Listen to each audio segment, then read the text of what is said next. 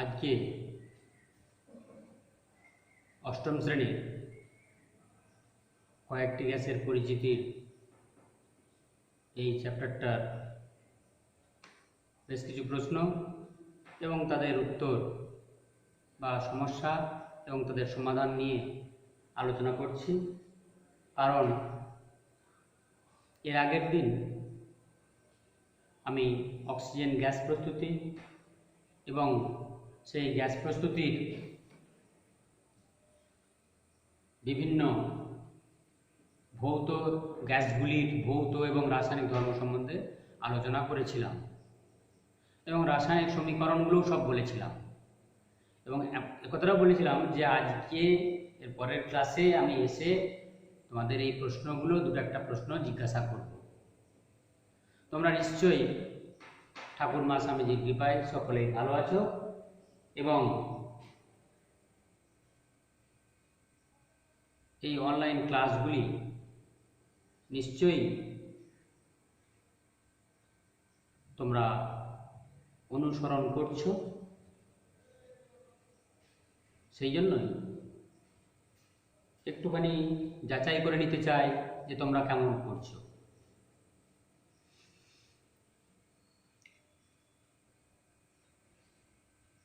রসায়নাগারে hydrogen gas প্রস্তুতির সময়ে আমরা বলেছিলাম যে অবিশুদ্ধ জিঙ্কের ছিবড়া সাথে কার বিক্রিয়া করানো হয়? অবিশুদ্ধ জিঙ্কের ছিবড়ার সাথে কোন অ্যাসিডের? হ্যাঁ, লঘু সালফিউরিক অ্যাসিডের। সালফিউরিক অ্যাসিড এবং সেটা ডাইলিউটেড, অর্থাৎ জল মিশ্রিত সালফিউরিক অ্যাসিডের বিক্রিয়া ঘটানো হয়েছিল। এখানে আমরা এবং এখানে অবিশুদ্ধ জিঙ্ক ব্যবহার করা হয়েছে। এখানে যদি আমরা অবিশুদ্ধ জিঙ্কের পরিবর্তে বিশুদ্ধ জিঙ্ক ব্যবহার করি তাহলে হাইড্রোজেন গ্যাস প্রস্তুত হবে কি? বিশুদ্ধ জিঙ্কের ছিবড়া যদি ব্যবহার করা হয় তাহলে রসায়নাগারে প্রশ্নটা হচ্ছে এটা যে রসায়নাগারে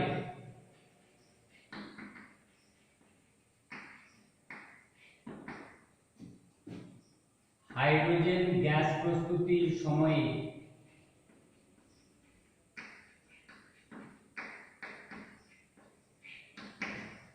হাইড্রোজেন গ্যাস প্রস্তুতির সময়ে অবিশুদ্ধ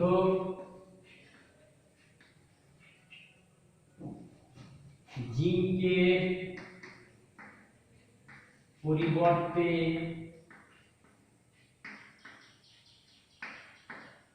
বিশুদ্ধ জিঙ্ক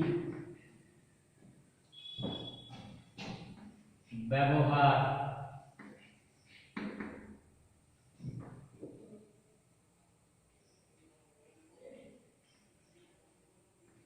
করা চলবে কি?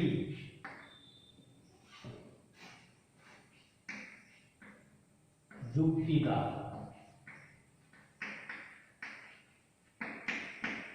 এই প্রশ্নটা লিখে নেবে।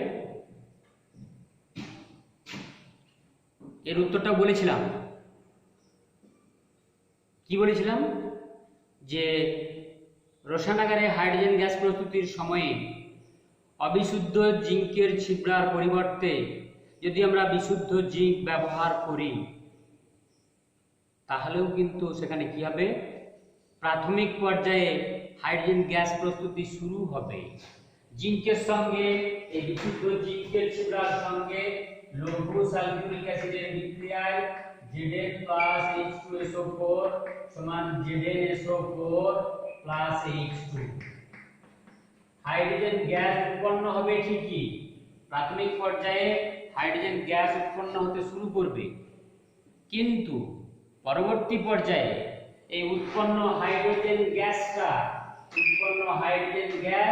এই বিশুদ্ধ জিঙ্কের ছিবড়ার উপরে এসে এমন একটা আস্তরণ সৃষ্টি করে যার জন্য পরবর্তী পর্যায়ে এটা যদি বিশুদ্ধ ফর্মে হয়, কিন্তু যদি অবিশুদ্ধ অবস্থায় থাকে এই আস্তরণটা সৃষ্টি করতে পারে না।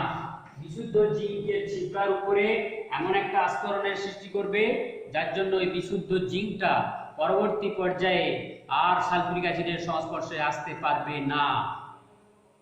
কে আস্তরণটা সৃষ্টি করবে? উৎপন্ন হাইড্রোজেন গ্যাসটা।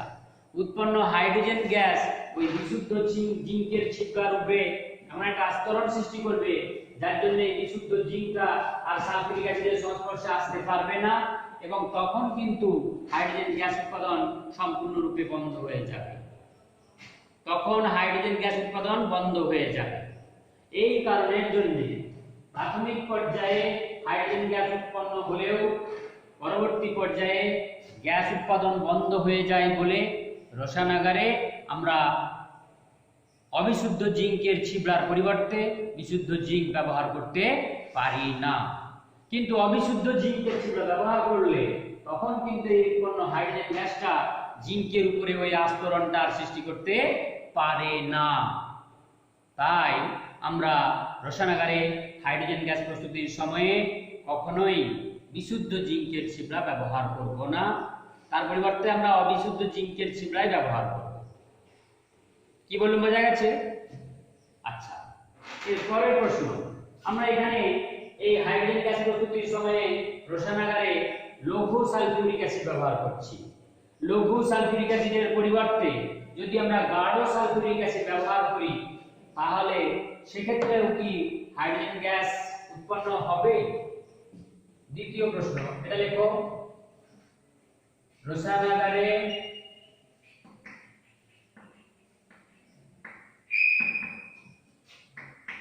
হাইড্রোজেন গ্যাস প্রস্তুতির সময়ে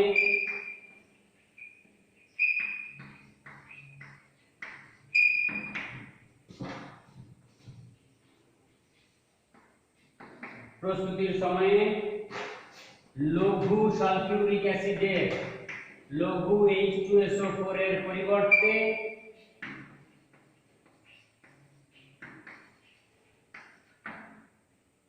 লঘু সালফিউরিক অ্যাসিডের পরিবর্তে গাঢ়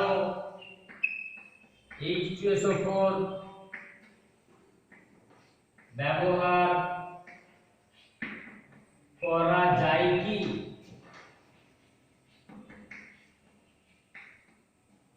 যুক্তি দাও।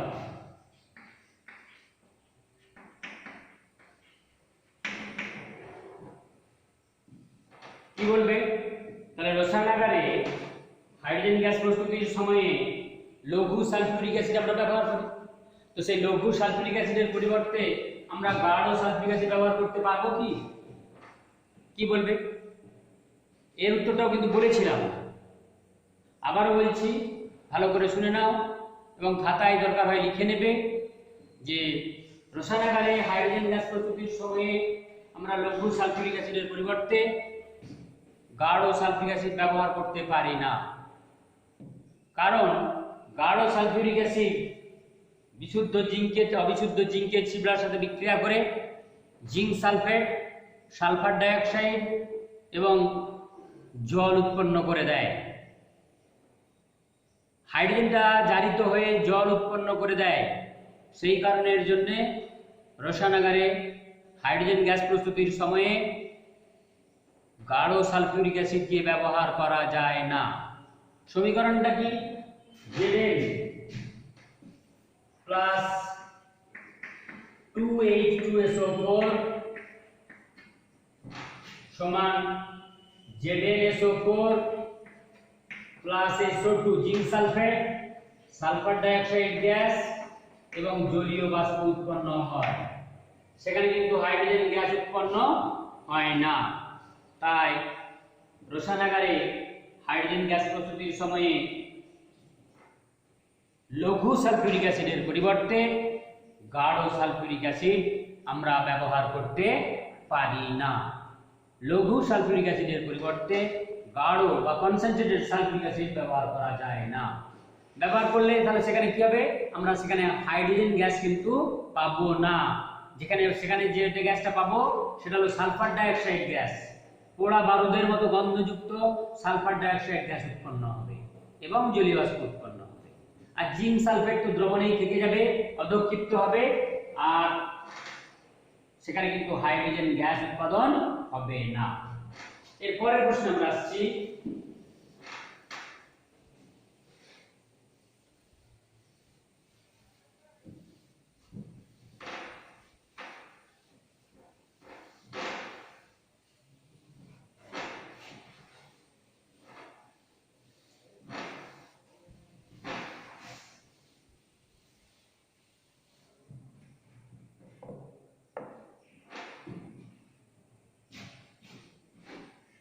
হাইড্রোলিক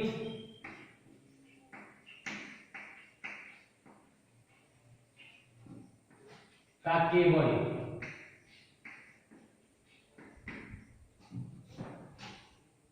ইহা কিভাবে উৎপন্ন হয়?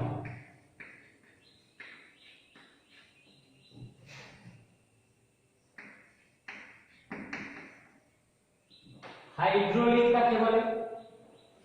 আমরা দেখেছিলাম তীব্র তড়িৎ ধনাত্মক ধাতুগুলো লিথিয়াম, সোডিয়াম, পটাশিয়াম, এরা ম্যাগনেসিয়াম, ক্যালসিয়াম, এই ধাতুগুলো হাইড্রোজেনের সাথে বিক্রিয়ায় লিথিয়াম হাইড্রাইড, সোডিয়াম হাইড্রাইড ইত্যাদি উৎপন্ন করে।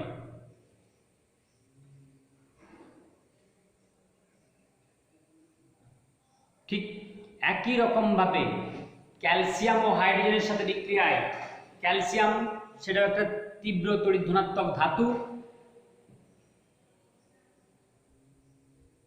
যখন অধাতু হাইড্রোজেনের সাথে বিক্রিয়া করে তখন সে উৎপন্ন করে ক্যালসিয়াম হাইড্রাইড, Ca+H2 সমান CaH2 উৎপন্ন করে। এটা কি বলা হয়? Calcium hydride,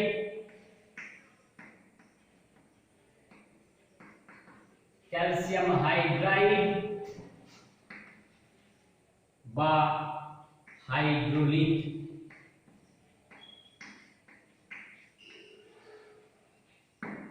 hydraulic. পরের প্রশ্ন হচ্ছে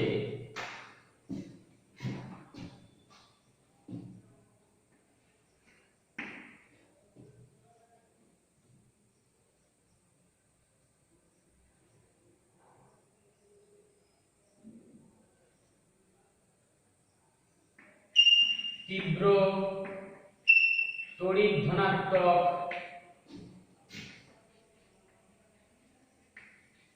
ধাতু সোডিয়াম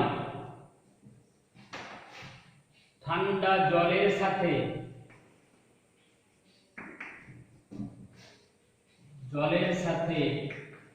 কিভাবে বিক্রিয়া করে?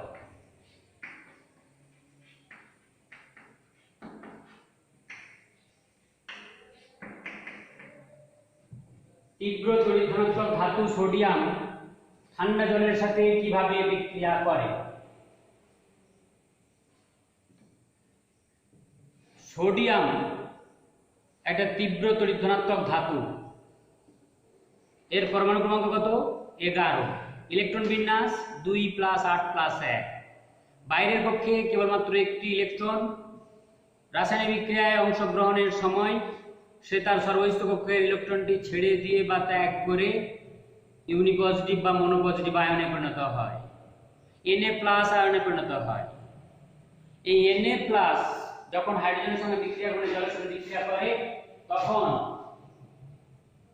ঠান্ডা জলের সাথেও কিন্তু তীব্র তড়িৎ ধনাত্মক ধাতু বলে এই ঠান্ডা জলের সাথেও বিক্রিয়া করে। কেমন? ঠান্ডা জলের উপর তুমি 1 চিমটে সোডিয়াম যোগ করে দাও, সঙ্গে সঙ্গে তীব্র বিস্ফোরণ ঘটবে।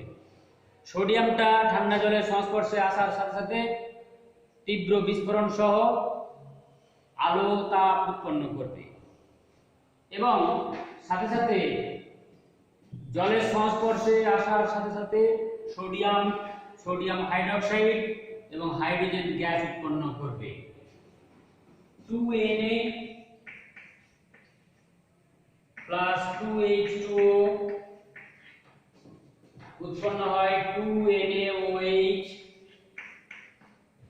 তীব্র ক্ষার বা ক্ষারকীয় ক্ষার সোডিয়াম হাইড্রোক্সাইড উৎপন্ন করে এবং হাইড্রোজেন গ্যাস উৎপন্ন করে তাহলে এখানেও কিন্তু আমরা রসায়নাগারে যেমন বা হাইড্রোজেন গ্যাস উৎপন্ন করেছিলাম, এখানেও তীব্র তড়িৎ ধনাত্মক ধাতু সোডিয়াম ঠান্ডা জলের সংস্পর্শে এসে বিস্ফোরণ সহ সোডিয়াম হাইড্রোক্সাইড এবং হাইড্রোজেন গ্যাস উৎপন্ন করে। এরপরে যেটা আসবো আমরা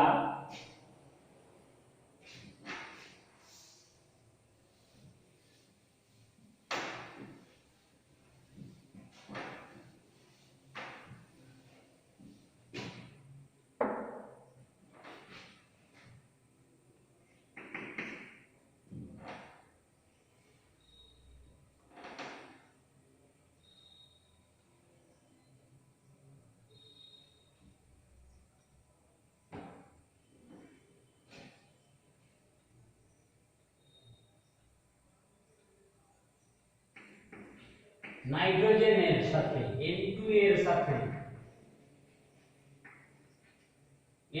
এর সাথে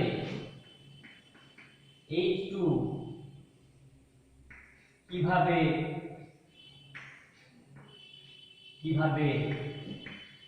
বিক্রিয়া করে।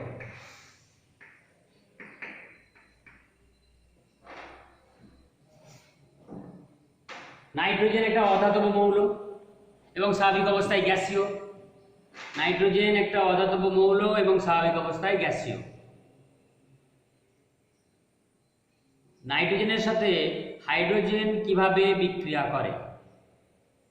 হাইড্রোজেনও গ্যাসীয়, তীব্র তড়িৎ ধনাত্মক ধাতুদের সঙ্গে যখন বিক্রিয়া করছে তখন হাইড্রোজেন অধাতব মৌলের ন্যায় আচরণ করে, কিন্তু এখানে নাইট্রোজেনের সঙ্গে যখন বিক্রিয়া করে তখন কিন্তু সে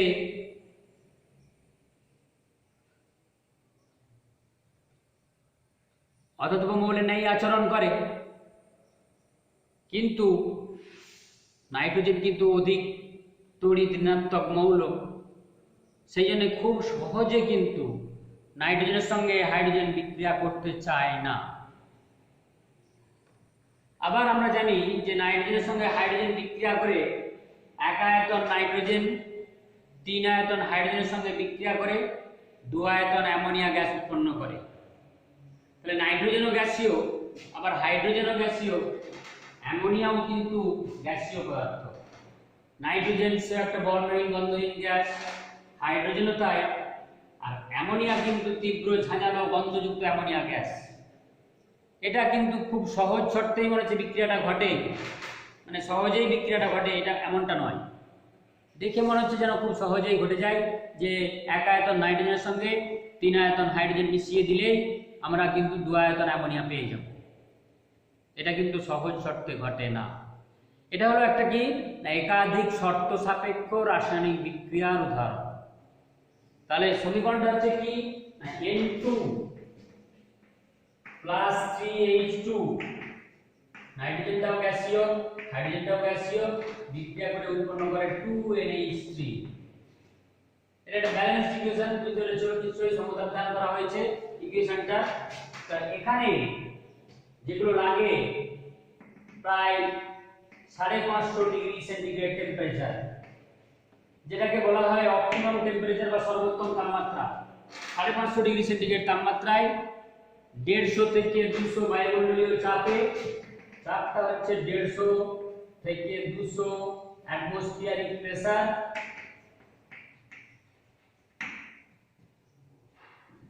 Fe চূর্ণ বা PT চূর্ণ অনুঘটক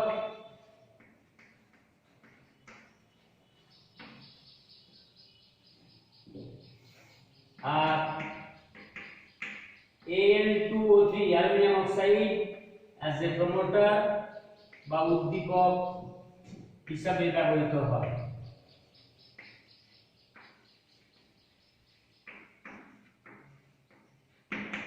এই এতগুলো শর্ত সাপেক্ষে এক আয়তন নাইট্রোজেন 3 আয়তন হাইড্রোজেনের সঙ্গে যুক্ত হয়ে 2 আয়তন অ্যামোনিয়া উৎপন্ন করে। নাইট্রোজেনও গ্যাসীয় আবার হাইড্রোজেনও গ্যাসীয়, এরা পরস্পরের সঙ্গে এই একাধিক শর্ত সাপেক্ষে রাসায়নিক বিক্রিয়ার মাধ্যমে উৎপন্ন করে অ্যামোনিয়া গ্যাস। নাইট্রোজেন বর্ণহীন গন্ধহীন গ্যাস, হাইড্রোজেনও তাই, কিন্তু অ্যামোনিয়া হলো তীব্র ঝাঁঝালো গন্ধযুক্ত গ্যাস। তীব্র ঝাঁঝালো গন্ধ, এই অ্যামোনিয়ার গন্ধটা আমরা কোথায় পাই? যেখানে কাছাকাছি দেখবে তোমাদের যে ইউরিনাল আছে, পেচ্ছাবখানা আছে, সেখানে কিন্তু সেখান থেকে যে গ্যাসটা বেরিয়ে আসে সেটা তীব্র ঝাঁঝালো গন্ধযুক্ত এই অ্যামোনিয়া গ্যাস। এটা একটা বিশেষ গন্ধ, এই গন্ধ দ্বারা আমরা অ্যামোনিয়াকে শনাক্ত করতে পারি। এরপরে প্রশ্ন,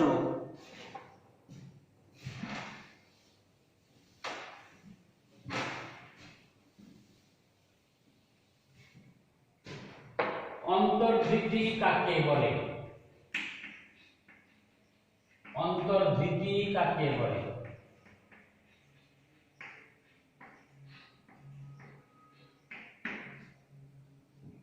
কে বলতে পারবে? নিশ্চয়ই তোমাদের সকলেরই বলতে পারা উচিত। যেটা হচ্ছে যে অন্তর্ধৃতি অর্থাৎ কি? ধৃতি অর্থাৎ ধরে রাখা, তাদের অন্তরে মানে ভিতরে ধরে রাখা।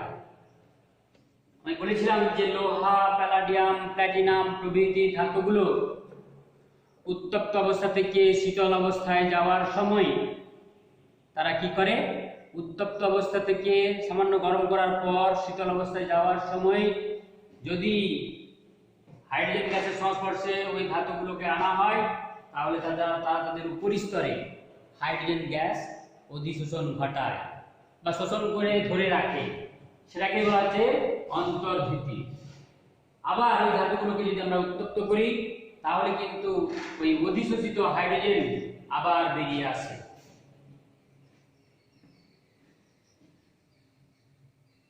আমরা হাইড্রোজেন গ্যাসকে শনাক্ত করি কিভাবে? যেমন ধরুন বলছি, রসায়নাগারে জিঙ্কের সঙ্গে লঘু সালফিক অ্যাসিডের বিক্রিয়ায় জিঙ্ক সালফেট এবং ওই গ্যাসটা উৎপন্ন হয়। ওই গ্যাসটাকে আমরা চিনব কিভাবে যেটা হাইড্রোজেন গ্যাস?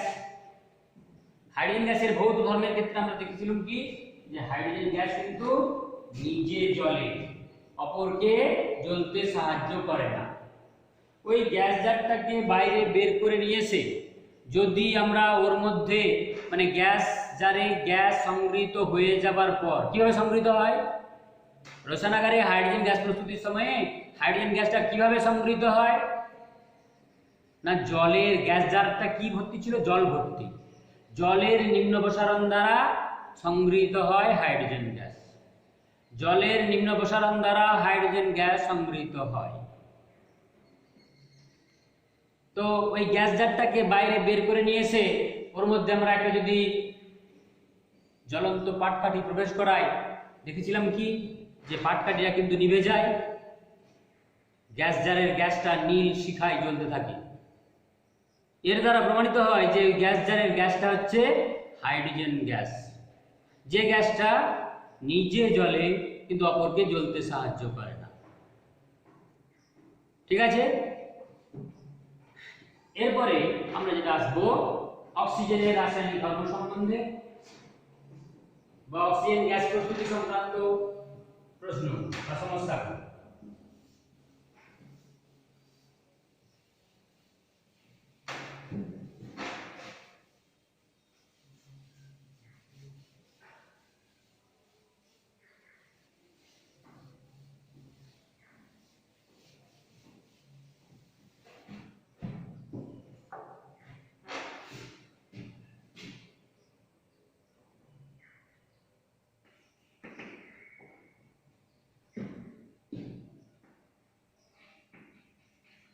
আম্লিক অক্সাইড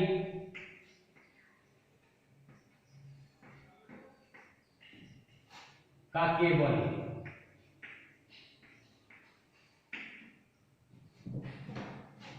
উদাহরণ দাও।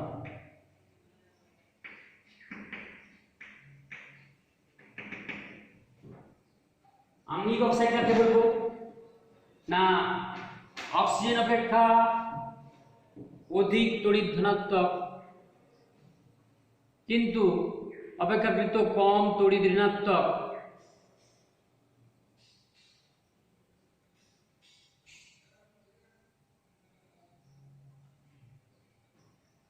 মৌলগুলো যখন অক্সিজেনের সঙ্গে বিক্রিয়া করে, অর্থাৎ বায়ুর অক্সিজেনের উপস্থিতিতে যখন এদের দহন বা জারণ ঘটানো হয়, তখন যেমন কার্বন, সালফার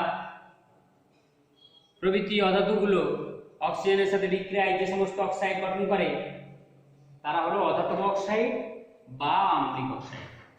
যেমন C+O2 সমান CO2 বা S+O2 সমান SO2। তাহলে কার্বন ডাইঅক্সাইড বা সালফার ডাইঅক্সাইড গ্যাস, এরা হলো কার্বন ডাইঅক্সাইড বা সালফার ডাইঅক্সাইড হলো আম্লিক অক্সাইড। কেন এরা আম্লিক অক্সাইড? তাহলে আম্লিক অক্সাইড কাদের বলবো? যে সমস্ত অক্সাইড বা যে সমস্ত অধাতব অক্সাইড জলে দ্রবীভূত হয়ে অ্যাসিড উৎপন্ন করে। যেমন আমি বলেছিলাম যে CO2 প্লাস H2O সমান উৎপন্ন করে কি? কার্বনিক অ্যাসিড H2CO3, যে কারণে কার্বন ডাইঅক্সাইড একটা আম্লিক অক্সাইড। কিংবা যে সমস্ত অক্সাইড ক্ষার বা ক্ষারকের সাথে বিক্রিয়ায় লবণ এবং জল উৎপন্ন করে, যে সমস্ত অক্সাইড ক্ষার বা ক্ষারকের সাথে বিক্রিয়ায় লবণ এবং জল উৎপন্ন করে তারা হলো ক্ষারকীয় অক্সাইড। যেমন CO2 প্লাস 2NaOH সোডিয়াম হাইড্রোক্সাইডের সঙ্গে বিক্রিয়ায় সে উৎপন্ন করে কি? Na2CO3 সোডিয়াম কার্বনেট লবণ প্লাস জল। তাহলে এটা ক্ষার,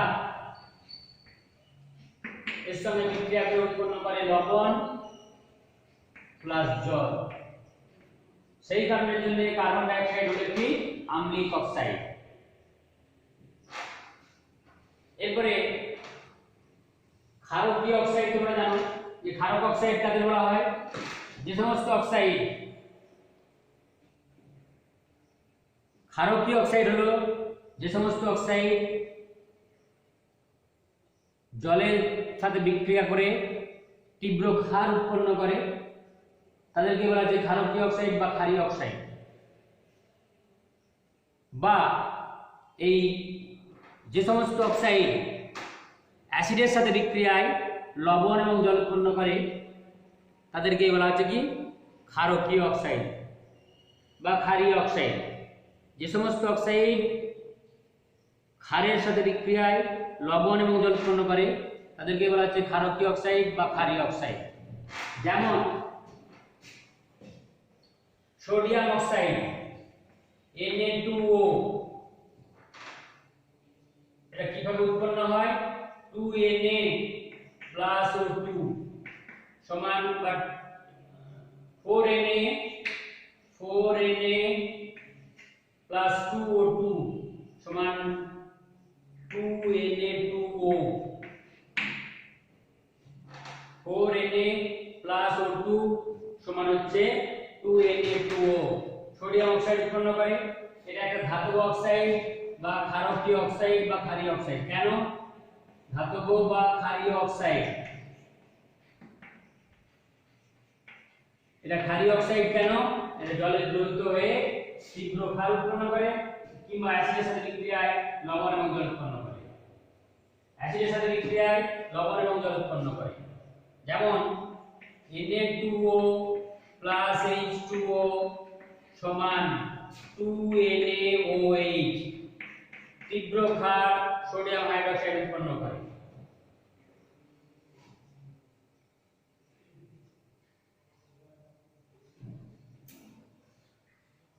কিংবা এই সমস্ত অক্সাইডগুলো অ্যাসিডের সঙ্গে বিক্রিয়ায় লবণ এবং জল উৎপন্ন করে। যেমন Na2O প্লাস 2HCl অ্যাসিডের সঙ্গে বিক্রিয়া করে আমরা কি পাই? 2NaCl plus H2O sodium chloride লবণ এবং জল উৎপন্ন হয়। সেই কারণের জন্য এই সোডিয়াম অক্সাইডটিকে বলবো কি? ক্ষারীয় অক্সাইড বা ক্ষারকীয় অক্সাইড। আচ্ছা, উভধর্মী অক্সাইড কাদের বলা হয়? উভধর্মী অক্সাইড কাদের বলা হয়? যে সমস্ত অক্সাইডের মধ্যে অ্যাসিড এবং ক্ষার উভয়ের ধর্মই বর্তমান থাকে তাদেরকে বলা হয় উভধর্মী অক্সাইড। যে সমস্ত অক্সাইডের মধ্যে অ্যাসিড এবং ক্ষার উভয়ের ধর্মই বর্তমান থাকে তাদেরকে বলা হয় উভধর্মী অক্সাইড।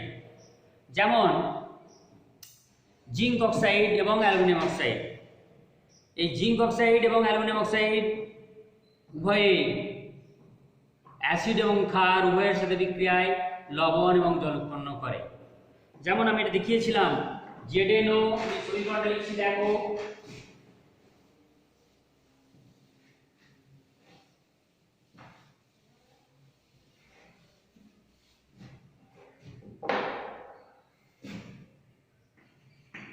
উভধর্মী অক্সাইড।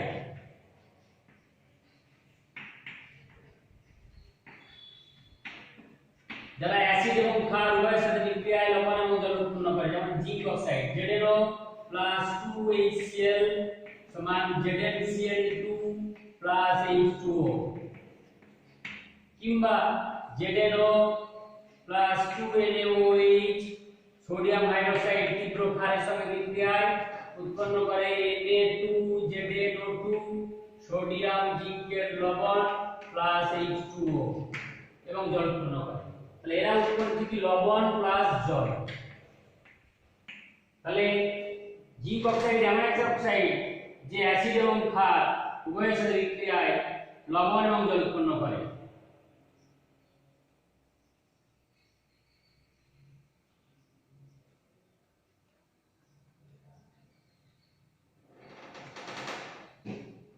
সেই কারণের জন্য জিঙ্ক অক্সাইডকে বলা হয় কি এটা উভধর্মী অক্সাইড। আর একটা যুগ্ম অক্সাইডের উদাহরণ দিতে পারো। যুগ্ম অক্সাইড যে অক্সাইডের মধ্যে একাধিক অক্সাইড যুক্ত অবস্থায় থাকে তাদেরকে বলা হচ্ছে যুগ্ম অক্সাইড। যেমন একটা যুগ্ম অক্সাইডের উদাহরণ দাও তো দেখি। যুগ্ম অক্সাইড হলো যে ফেরাসোফেরিক অক্সাইড, যুগ্ম অক্সাইড।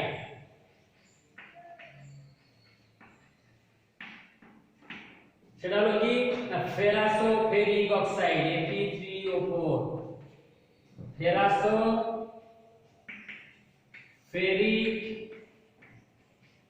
অক্সাইড।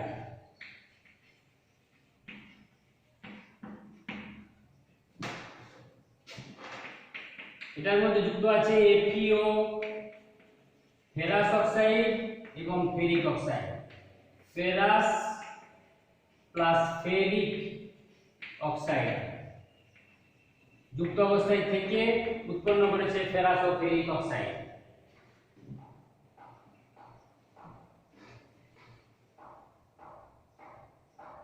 অক্সিজেনকে শোষণ করতে পারে কোন কোন পদার্থ? কোন কোন পদার্থ অক্সিজেনকে শোষণ করতে পারে?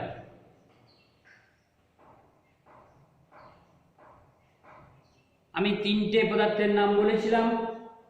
প্রথম হচ্ছে কি ক্ষারীয় পটাশিয়াম পাইরোগ্যালেট দ্রবণ।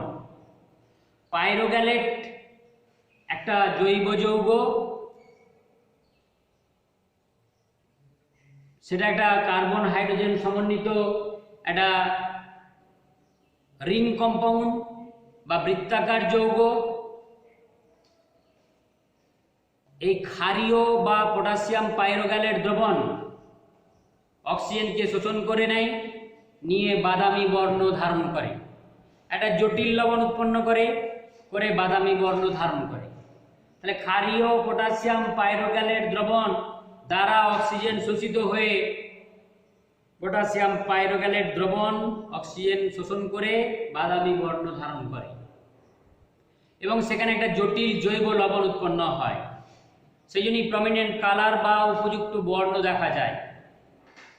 তারপরে আর কি কি বলেছিলাম যে অ্যামোনিয়া যুক্ত কিউপ্রাস ক্লোরাইড দ্রবণ, অ্যামোনিয়া যুক্ত কিউপ্রাস ক্লোরাইড দ্রবণও অক্সিজেন গ্যাস শোষণের পর নীল বর্ণ ধারণ করে।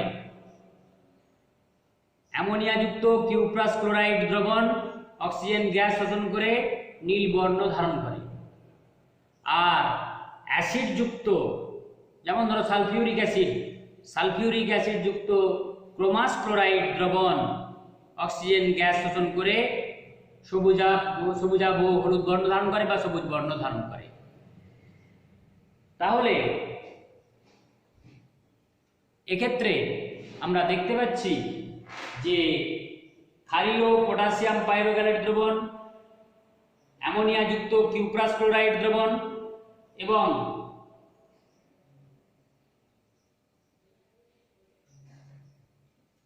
অ্যামোনিয়াযুক্ত কিউপ্রাস ক্লোরাইড দ্রবণ এবং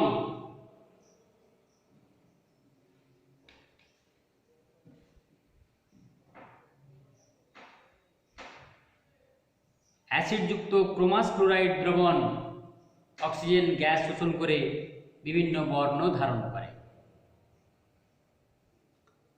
আর অক্সিজেন গ্যাসকে আমরা শনাক্ত করি কিভাবে?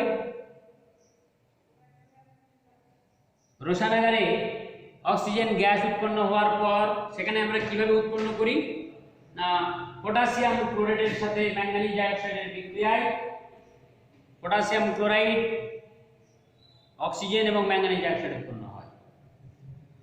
উৎপন্ন গ্যাস অক্সিজেন গ্যাস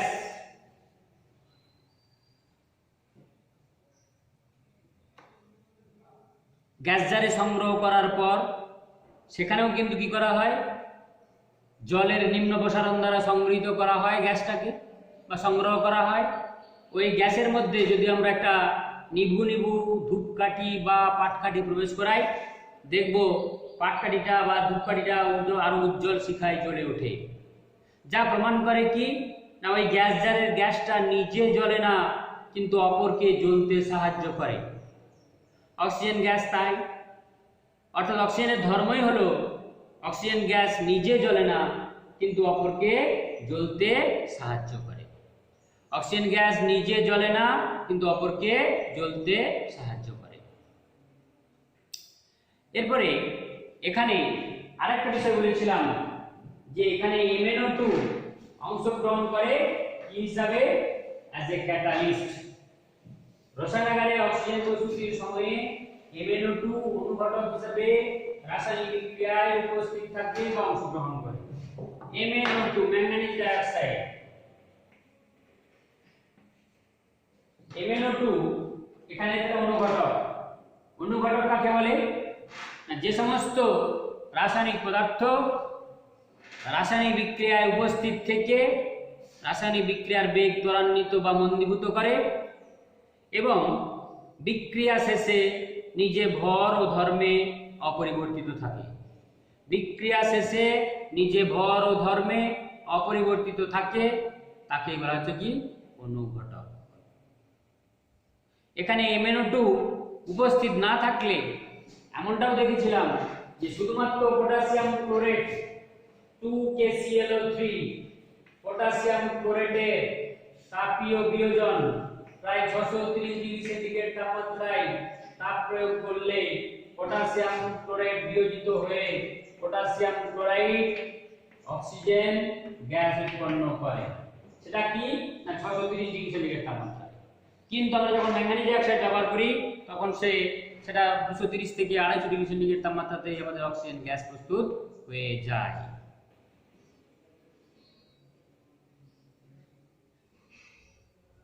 এছাড়াও তোমাদের আরো একটা উদাহরণ দিয়েছিলাম যে এখানে MnO2 অনুঘটকের মধ্যে কি না বর্ধক বা পজিটিভ ক্যাটালিস্ট, যে রাসায়নিক বিক্রিয়ার বেগ ত্বরান্বিত করে। আর কোথাও কোথাও কিছু কিছু বিক্রিয়ক পদার্থ তারা রাসায়নিক বিক্রিয়ার বেগকে মন্দীভূত করে দেয় বা কমিয়ে দেয়, তাদেরকে বলা হয় কি বাধক। যেমন কি বলেছিলাম আমরা যে হাইড্রোজেন পারঅক্সাইডের বিয়োজনের সময় একটা 1 লিটারের হাইড্রোজেন পারঅক্সাইডের বোতল তুমি যদি এখানে রেখে দাও, তাহলে এটা কিন্তু খুব তাড়াতাড়ি বা শীঘ্রই বিয়োজিত হয়ে গিয়ে হাইড্রোজেন পারঅক্সাইডটা কি হয় 2H2O2 বিয়োজিত হয়ে 2H2O প্লাস অক্সিজেন গ্যাস, একটুখানি জল পড়ে থাকবে আর বাকিটা অক্সিজেন গ্যাস রূপে বেরিয়ে চলে যাবে। তো এর মধ্যে যদি আমরা কয়েক ফোঁটা গাঢ় সালফিউরিক অ্যাসিড বা কয়েক ফোঁটা গাঢ় ফসফরিক অ্যাসিড মিশিয়ে দিই, তাহলে কিন্তু রাসায়নিক বিক্রিয়ার বেগ অনেকখানি বা বিয়োজনের হার অনেকখানি হ্রাস পাবে। রাসায়নিক বিয়োজনের হার অনেকখানি হ্রাস পাবে। সেই কারণের জন্য এখানে কনসেন্ট্রেটেড H2SO4 বা কনসেন্ট্রেটেড H3PO4, H2SO4 বা H3PO4, ফসফরিক অ্যাসিড বা সালফিউরিক অ্যাসিড, এরা কাজ করে আছে নেগেটিভ ক্যাটালিস্ট বা বাধক হিসাবে বা অপরানুঘটক, বাধক বা নেগেটিভ ক্যাটালিস্ট হিসেবে কাজ করে।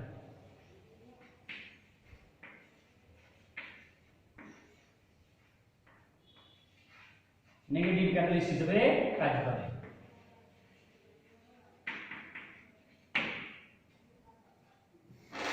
অক্সিজেন, হাইড্রোজেন এবং এই কয়েকটি গ্যাসের পরিচিতি সম্বন্ধে আমাদের এবং বিভিন্ন ধরনের প্রশ্ন বা সমস্যা সম্বন্ধে আমরা আজ পর্যন্ত আলোচনা করলাম।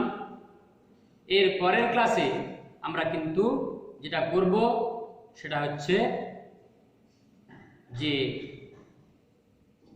কার্বন ও কার্বন ঘটিত যৌগ সম্বন্ধে এর পরের চ্যাপ্টার নিয়ে আমরা আলোচনা শুরু করব।